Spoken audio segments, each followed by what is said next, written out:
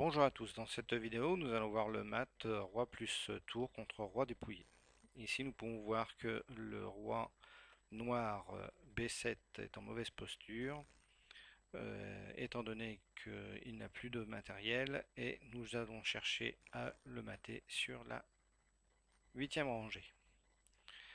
Je vous laisse réfléchir sur votre premier coup en sachant qu'il faut limiter l'espace du roi noir.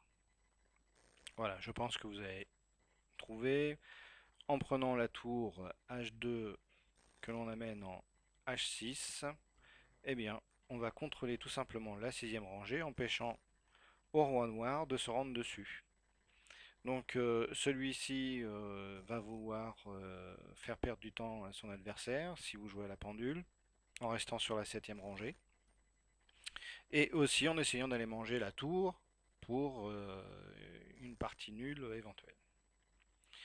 Le roi blanc D5 joue lui aussi un rôle de contrôle sur trois cases qui nous seront bien utiles dans la bagarre. Donc le roi noir va se déplacer en C7 et nous allons observer avec notre roi blanc un déplacement de cavaliers entre les deux rois. Parce que si nous venons à nous mettre face au roi, voici ce qui va se passer. Le roi noir va courir après la tour. Nous allons bêtement courir après le roi, si nous prenons cette tactique. Là, le roi noir attaque la tour.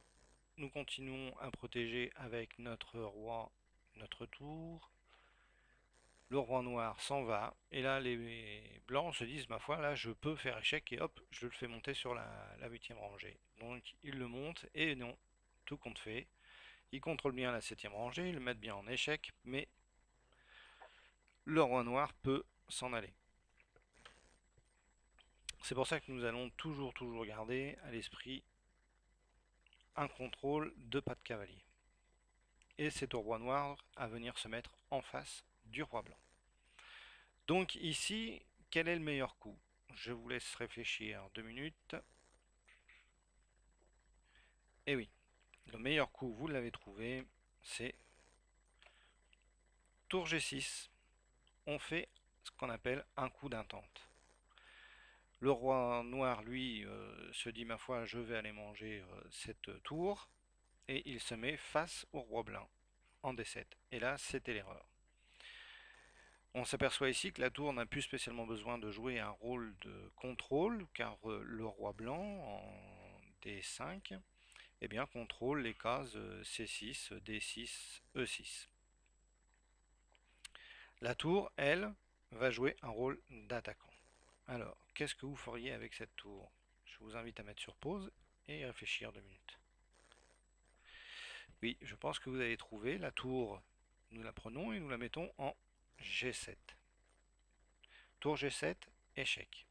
Le roi ne peut plus redescendre sur la sixième étant donné que le roi blanc contrôle les cases sur lesquelles il pourrait se rendre. Alors il décide de venir en E8 pour manger la tour. La tour contrôle correctement la septième rangée. C'est terminé pour le roi noir, il ne pourra plus s'y rendre. Et nous avons réussi à le mettre sur le huitième, reste plus qu'à le mater. Donc avec notre roi blanc, nous allons observer le pas de cavalier. Toujours. Notre roi noir, lui, va vouloir se déplacer vers la tour pour la manger. Il fait une attaque sur la tour et à ce moment-là, que doit-on faire? Je vous laisse mettre en pause et réfléchir 2 minutes. Et oui, vous avez trouvé qu'il fallait retirer cette tour et l'emmener le plus loin possible du roi noir, c'est-à-dire en A7. Car si vous jouez le roi D6, E6, eh bien, il n'y aura plus de protection sur la tour G7. Et le roi noir prendra la tour G7. Et ce sera parti nul. Donc on emmène notre tour en A7. La tour en A7, vous observerez que elle contrôle la septième rangée.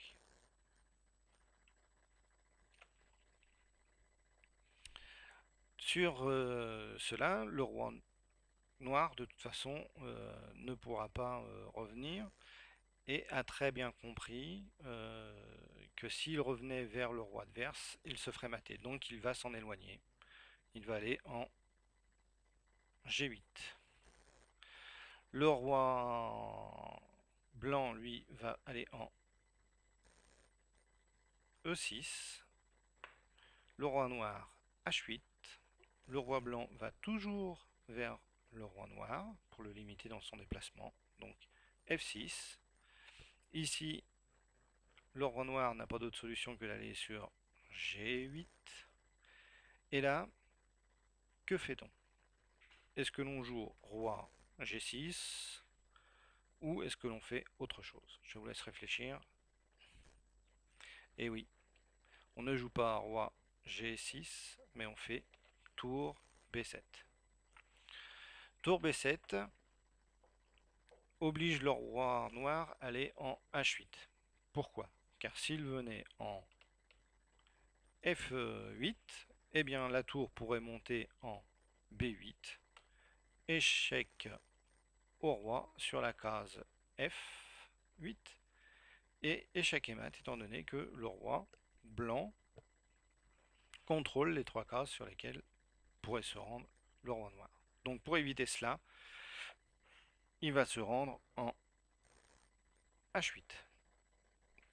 Roi H8, nous suivons toujours d'un pas de cavalier avec notre roi en G6. Et ici, nous imposons au roi noir à venir en G8.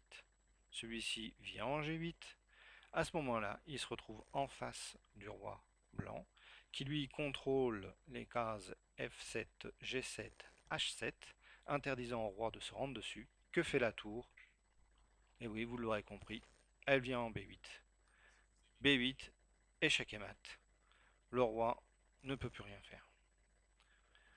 Voilà, si vous prenez le temps d'apprendre cela par cœur, comme une poésie, alors vous sauverez toutes vos parties à partir du moment où vous vous retrouverez dans cette situation. Que ça soit en temps ou en partie amicale, vous gagnerez cette partie au lieu de vous promener constamment sur l'échiquier, ce qui risque de vous arriver si vous ne l'apprenez pas par cœur. À un moment ou un autre, soit vous perdrez votre tour, ou alors le roi repartira sur une case possible.